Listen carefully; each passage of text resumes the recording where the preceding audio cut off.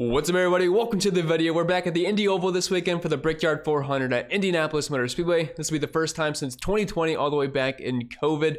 And I'm not sure this race is going to be absolutely exciting or anything, but at least it'll be somewhat nostalgic going back to the Oval after having the Indy road course, which was an absolute menace to the drivers that I played every single time. But nonetheless, I'm not going to complain because after this weekend, we have a 2-week break for the Olympics. And I already know coming up Sunday, I'm going to be very sad that there's no cars on the track, so I won't be greedy. But anyway, this happens to be your first time here. What's up? My name is Pennell. I break down NASCAR DFS each and every single week on this channel. Videos on Saturdays, live streams on Sundays.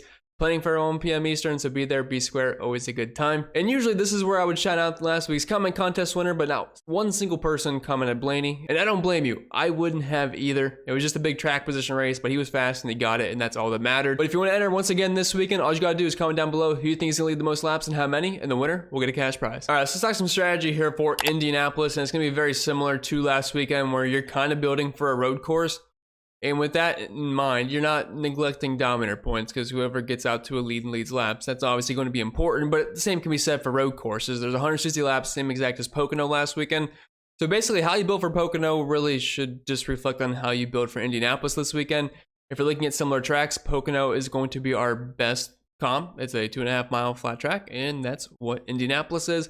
You can also look at how drivers have performed at the larger intermediate tracks this year, because guys that have had speed at those types of tracks pretty much should have speed. We kind of saw that during last Sunday during Pocono, where you had Denny Hamlin, Chase Elliott, Ryan Blaney.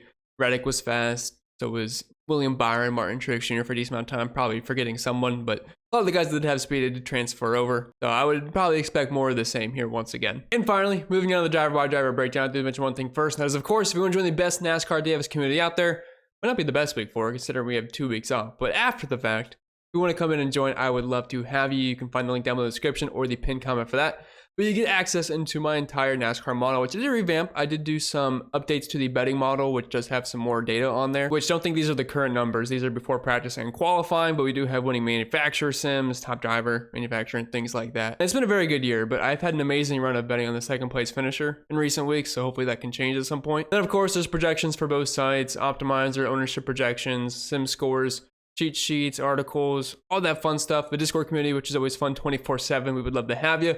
We have football coming up very soon, which we'll do cover in a similar fashion. And also MLB is back after the All-Star break. So lots of stuff to be excited about. So if you want to come and check it out, you know where to find it. Link can be found down below. And as you all know, I'm a partner of Stochastic, and they did launch their NASCAR Sims tool, which is pretty cool. So if you want to come and check it out, use their pre-contest simulator and their contest standard to see which drivers offer the most ROI before the race starts on Sundays, and which lineups stack up the best in tournaments. So if you want to help give yourself an edge before the race starts, go check it out. You can find the link down below, and make sure you tell them I sent you. All right, so I'm recording this right before they qualify, but we did get a practice session on Friday, and it was for about an hour, so we do have a good amount of data here. I just want to mull over that a little bit and show you guys who ended up being the fastest. So it looks like Larson, Reddick, Byron, Hamlin were our top 4 if you weight it the way I did. So we have the lap by lap data here, and as I always tell you guys, I try to get rid of the noisy laps, and I do my best. Maybe I'll leave a few, but honestly, I think I'll do a pretty good job of getting rid of them. So that should be just like raw speed, like Larson, Byron, Reddick, Busher, Hamlin, Blaney, Belt, which really aren't too surprising. Those are, I guess, the guys you would expect to be fast. Hamlin's always fast at these larger tracks, so is Kyle Larson. Then it's some combination after that of Byron, Reddick, Truex, Blaney in some fashion. Now, Truex was kind of lacking a little bit, which is discouraging for him, but other than that, kind of the guys you'd expect. Although Chris Buescher definitely brought some speed. Austin Cinder wasn't too bad. And Alex Bowman in recent weeks, he has been trending up. And if you're looking at the lap averages, Larson's still one of the best. Tyler Reddick was the best in the first 5 and 10 lap runs. So it looks like he's going to have one of the cars to beat. Hamlin's right up there with him. He also did the tire test, which always seems to be somewhat of an advantage.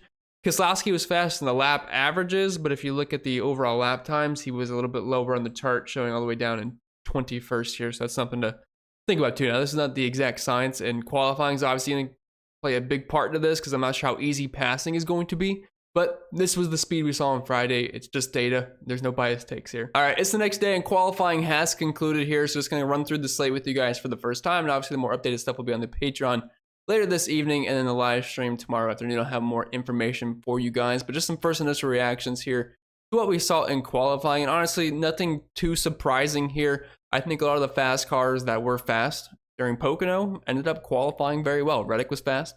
Byron was pretty good. Blaney was great, obviously. Kyle Larson, Denny Hamlin, Chase Elliott, and they all qualified inside the top 7. Ty Gibbs as well. He was 6th. So really no surprises there. Now, we do have some place differential plays that I thought would qualify better. They're obviously going to garner ownership, and they'll end up projecting quite well. But we'll run down through the slate here. And we'll start with the 5-figure range first, which is only 3 drivers this week. Ryan Blaney, last week's winner, Kyle Larson, and Denny Hamlin. Obviously, I think the pricing should have been Denny Hamlin, Kyle Larson up top. Nothing wrong with that. And I think they are both, all 3 of these guys are very similar plays. And if you want to group in Chase Elliott, you can certainly do that. And even William Byron. I just take away the price points. These guys all are going to end up projecting pretty similar. Now, the favorite for me, I think, has to be Denny Hamlin. He's just been so good at these types of tracks. He did the tire test here, which is a slight advantage. And the Taters look extremely fast. Obviously, Hendrick does as well, but they have a lot of corner speed. And this is something that Denny Hamlin wants to cross off his list here. He wants to get a win at Indy, one of the crown jewels. And it looks like he's going to have one of the cars to do it. He did not qualify in the pole. His own car did with the Reddick, but he's on the front row, one of the fastest cars in practice, 3rd, 2nd, and 3rd. Looking at similar tracks, obviously, the numbers are going to look elite here. And if we look at a bigger sample size, obviously very good. So no reason not to like Denny, no reason not to like Larson. And there's really no reason not to like Blaney either, especially since what we saw last weekend was quite impressive. And this is the most similar track we have to Pocono. I don't think he's going to be as fast as Larson or Hamlin, but he's still going to be in that group to where if you're building 20, 150 lineups, you're not taking him out of your player pool. He's definitely in there. And then Chase Elliott had one of the fastest cars at Pocono last weekend.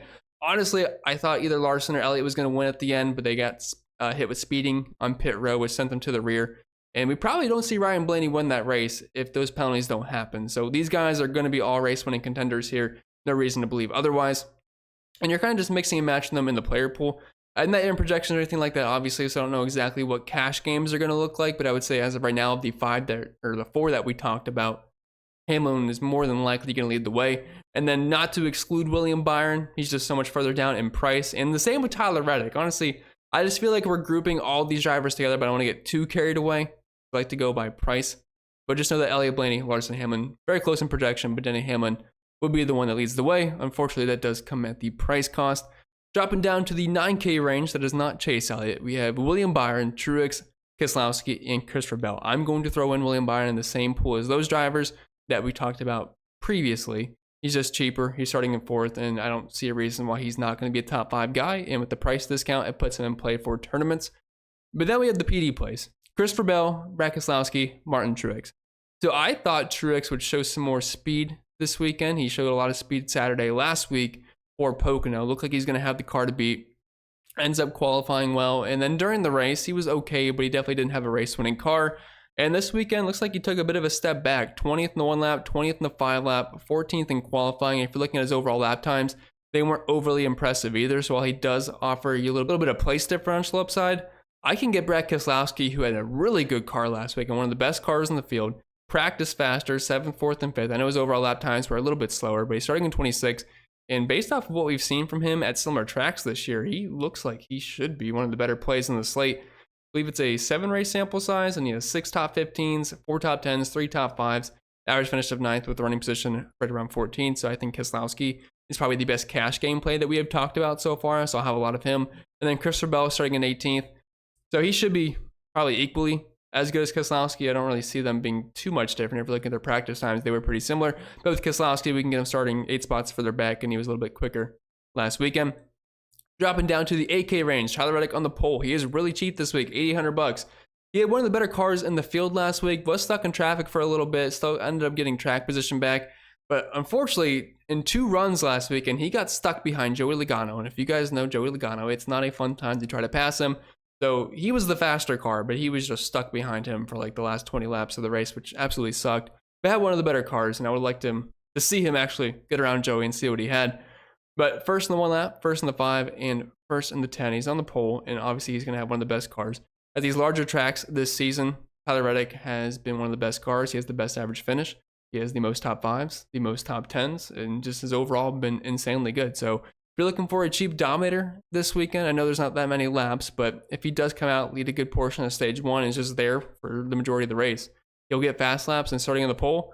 I think if he can just clear Denny at the beginning, which is not going to be an easy task, he should get out to a pretty big lead. If something happens to where we saw at Pocono, where the leader just gets some clean air and can take off, you're going to have a pretty big lead. So it'll work in Reddick's favor, and it gives him a little bit more leeway as far as wanting to pit or whatnot, because I believe they mentioned on the broadcast where if you are more than 5 seconds behind the leader, you are not going to be able to stay on the lead lap if you do end up pitting, so that would put him at an advantage if he can obviously lead the field there.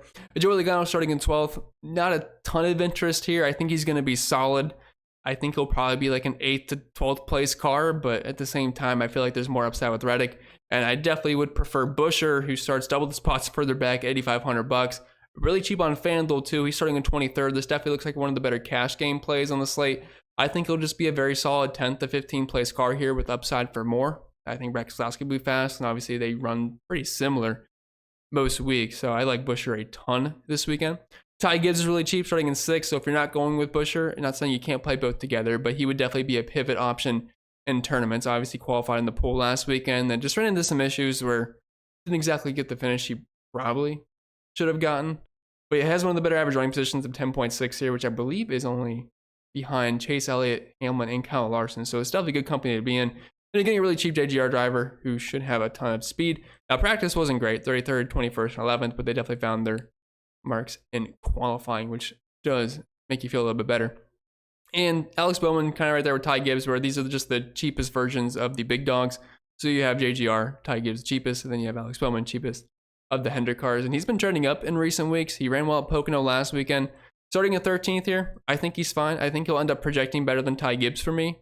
Personally, just based off of these practice numbers, he'll probably get formulated in, I assume, with the extra PD. I'll prefer Bowman more, but both are fine tournament plays. And then we probably fall into some traps here with Ross Chastain and Kyle Busch. I know it's going to be very tempting to want to play these guys starting in 28th and 34th, but I'm concerned because we have seen what Kyle Busch can do the past like 2 months, and that is finishing 30th every single week. And it's not like, yes, he is getting very unlucky, but at the same time, he also just sucks. And when you're that bad and that slow, you're just running with the squirrels the entire time. And when you're running with the squirrels, you end up getting your nuts busted. So I know the practice times weren't too bad, 16th, 11th, and 15th. And for Ross, he was 30th and 17th, which obviously isn't amazing. If we're looking at the practice results here, Kyle Busch was not too bad in 12th here. So he had speed on Saturday, just didn't qualify, or Friday, I should say. I think just didn't qualify that well. But for Ross Chastain, he was pretty slow down there in 30th with his teammate Daniel Suarez. So it doesn't look like Trackhouse is going to have much speed, and they didn't really have any speed last weekend. So if I had to pick between the two, I'll go with Kyle Busch, but I am just saying be very careful, very cautious. Like, I understand if you don't play them in cash games, but there's definitely many other ways to go with faster cars in tournaments with guys like Bowman, Gibbs, Busch, or even Logano and Tyler Reddick in that 8K range. So that could be a very trappy spot there. Bubba Wallace, $7,800. Like, instead of playing Kyle Busch in 34th, you could play Bubba Wallace, who I would assume should be a lot faster. 11th and 10th in practice. He's got some decent speed at these types of tracks. His teammate Tyler Reddick obviously is blazing fast this weekend, so I think he's a fine tournament play. Austin Cindric, I like in cash. He'll be starting in 38th. He's got speed. He just ended up hitting the wall and qualifying. He's not actually 38th place slow. So I do like Cindric. Definitely probably a cash game staple, I'd imagine. Projections will like him a lot. Josh Berry, $7,500. He's starting in 37th. Definitely practiced better than where he qualified. He's just another guy. If you want to throw him in at the end for cash games for PD, he makes sense. Suarez, I'm probably avoiding Trackhouse for the most part this weekend. Eric Jones, I don't mind. He was pretty fast at Pocono. He's usually better at these larger tracks. If you're looking at his numbers, usually like around 20th place, 4 top 20s in a 7-race sample size, and a couple of top 15s. So I think Jones is a fine play. If you're trying to get off some of the chalk of Josh Berry and Cindric, pivoting to Jones or Bubba Wallace, I think makes plenty of sense. McDowell starting too far up for me to have any interest, and Noah Gragson at 21st is pretty mid. Same with Chase Briscoe. There's really nothing that points to wanting to play them very much, especially Briscoe, just extremely slow on Friday's practice session. Carson Hocevar, he's starting in 30th, had some of the better practice times.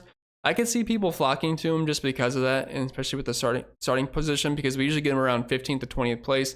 And if you look at his numbers this year, 7-race sample size, average finish of 15th, running position of 18th, 5 top 20s, 3 top 15s, 2 top 10s. I think Hocevar is perfectly in play. I definitely like him a lot more than the 3 we just talked about. AJ Allmendinger's probably starting a little bit too far up for me. I know the average finish is pretty good. Average running position of 22nd. 2-race sample size though, so you really can't put too much into it. And he definitely got qualified based off of his practice speeds. Todd Gillen, just pretty mid here. Stenhouse qualified way too high for me. Justin Haley, I know he got there for you last weekend, but there was just a ton of carnage. I really don't think these required cars are going to have much speed at a track like this where it's huge. You need a ton of horsepower there. So I think they're going to be a little bit lacking this weekend. But if you get all that carnage, that's where guys like Justin Haley can end up working out. Austin Dillon starting at 11th. I will pass. Jimmy Johnson probably falls into that wash trap play right there with Kyle Busch, where, yes, they offer PD. They got big names, but they're probably going to be running in the back. I don't think passing is going to be that easy, so it's not going to do them any favors. Now, it's a huge track, so it's definitely not easy to get lapped here, but I don't think they're going to be making too many passes based off of speed, maybe strategy. Ryan Preece, probably just going to end up being slow, but if you are forced to play a 5K driver, I got to say he might be one of the better options just because there is not much to do down here, because do we want to play LaJoy, who wrecks every single week, or just wreck somebody every single week? Just one of the absolute worst drivers in the Cup garage. I will pass on that at 19th. Zane Smith is just horrible. Ty Dillon, an RCR car this weekend. I'm hoping he runs Kyle Busch and Austin Dillon because I think that's just going to be funny. Hemrick, you just got to get lucky in carnage with these guys. No thanks with Burton in 16th. And no thanks on the Cody Ware. And BJ McLeod was like 3 seconds off pace, so there is absolutely no reason to play him in the 66 car. So really just the only 5K guy that has any interest with me would be Ryan Preece. But with that being said, that's all I got for you guys this week. So I hope you enjoyed. And if you did, make sure you leave a like down below. Subscribe to the channel if you haven't yet done so. If you want to check out all the extra content, you know where to find it. Link can be found down below in the description or the pinned comment. Hopefully I'll see you all on the live stream tomorrow afternoon. I wish you all the best, and I'll see you all next time.